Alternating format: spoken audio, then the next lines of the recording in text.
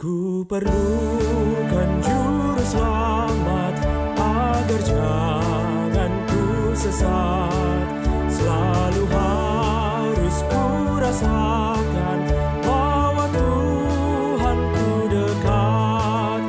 Maka jiwaku tenang, takkan takut dan enggan. Halo, selamat pagi. Apa kabar? Baik-baik semua? Salam sehat, salam lestari, salam damai sejahtera. Hari ini kita membaca teks yang terkenal ya, Matius pasal yang ke-28 ayat 18 sampai 20 dan ayat hafalannya ayat 20. Saya bacakan untuk kita sekalian ya.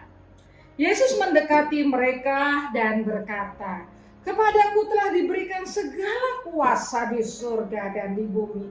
Karena itu pergilah, jadikanlah semua bangsa muridku, dan baptislah mereka dalam nama Bapa dan Anak dan Roh Kudus. Dan ajarlah mereka melakukan segala sesuatu yang telah kuperintahkan kepadamu. Dan ketahuilah, aku menyertai kamu senantiasa sampai kepada akhir zaman."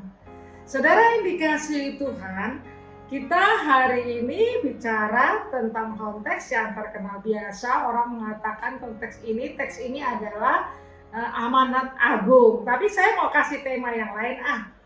Temanya simpel. Pergilah. Apa? Pergilah. Pergi kemana Bu Agustina? Ya pergi ya. Saudara yang dikasihi Tuhan, supaya kita ingat aja ya, bahwa kita ini hidup tidak sembarangan, tetapi Tuhan menyuruh kita melakukan sesuatu. Pergilah ya. Dan yang dikasih Tuhan, tadi saya sudah katakan ini amanat agung, tapi saya mau kasih tema pergilah. Memang ini amanat agung, kita diajak untuk memberitakan kabar baik, membawa orang lain kepada Tuhan. Tetapi saudara, teks ini tidak berbicara bagaimana konteksnya, bagaimana caranya, bagaimana prosesnya, sehingga teks ini seringkali digunakan dengan tidak bijaksana di dalam kita menyampaikan kabar baik. Kabar baik itu kan mestinya dengan cara yang baik ya, tidak ada kekerasan dan pemaksaan. Kabar baik itu berarti ada keadilan, ada keramahan, tidak dengan cara-cara yang tidak adil justru ya, di mana orang punya sikap, orang itu punya hak, kemudian kita memaksakan apa yang kita ingin beritakan, itu namanya tidak adil. Ada juga dengan cara yang ramah, bukan cara-cara yang tidak baik. Dan yang dikasih Tuhan tadi saya katakan, kita mari belajar konteksnya. Konteks hidup kita itu berbeda-beda. Orang yang kita hadapi berbeda-beda. Oleh karena itu jangan memakai teks ini untuk kita merasa di atas, lalu kita mengeneralisasikan bahwa semua orang harus mengikuti kita. Itu cara yang tidak baik ya. Tuhan memberikan satu konsep sebenarnya untuk sesuatu, kita punya hikmat konteksnya supaya kita hati-hati juga di dalam membawa kabar baik itu. Dan yang dikasih Tuhan, konteks harus kita pelajari. Di dalam konteks yang kita pelajari ada kemajemukan, ada keberbagaian, kepelbagaian.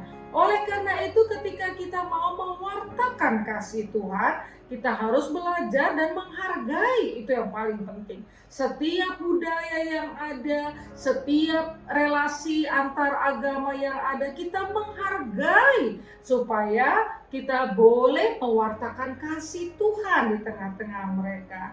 Kemudian apa caranya? Kalau kita punya konsep kasih, di dalam situasi apapun kita harus menerapkan kasih itu. Kasih itu harus lebih diutamakan. Oleh karena itu tidak baik kalau cara-caranya dengan kekerasan atau hal-hal yang tidak menunjukkan kasih.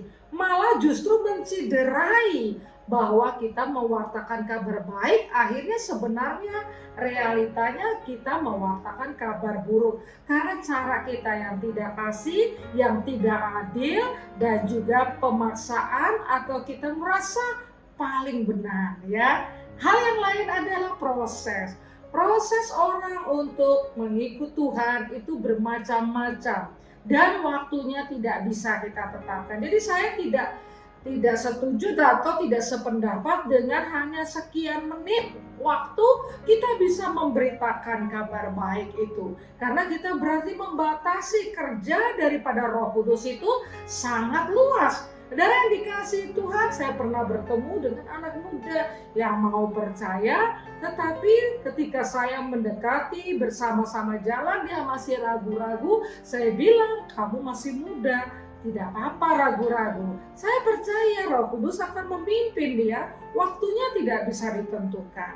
Oleh karena itu, saudara yang dikasih Tuhan, mari kita kabarkan kabar baik. Pergilah, tapi ingat cara yang baik, cara yang ramah, yang adil, dan kasih. Kalau kita menganggap diri lebih daripada orang lain, maka saya tidak yakin bahwa cara yang kita sampaikan adalah cara yang sederajat, cara yang dialog, cara yang ramah. Karena kita sudah menganggap diri paling tinggi. Tapi ketika kita merendahkan diri, cara yang kita sampaikan akan berbeda. Kabar baik itu malah bisa disampaikan dengan cara yang justru sesungguhnya kabar baik.